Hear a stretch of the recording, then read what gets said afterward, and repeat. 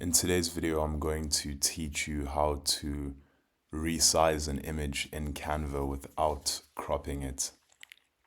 So the first thing you want to do is log into your Canva account, and you will either end up in the home dashboard or the templates dashboard. Now, from wherever you are, locate the left-hand column of navigation options and click on projects. Now from here, click on the specific project with the image that you would like to resize. And when you do that,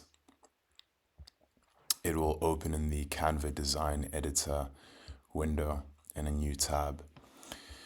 Now, to resize an image without cropping it, you simply need to click on the image. And once you've clicked on the image, to select it, click and drag the corner handles, which are the white circles on each corner of the image. And you can drag them inward to decrease the size of the image, and you can drag them in an outward motion to increase the size of the image.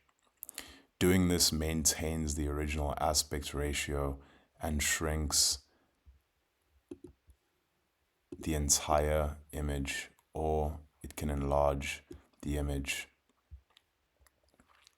So I hope that you found this tutorial helpful, and if you had any issues during the process or you have any questions at all, please feel free to drop them in the comments section of this video, and I will respond to them as soon as possible.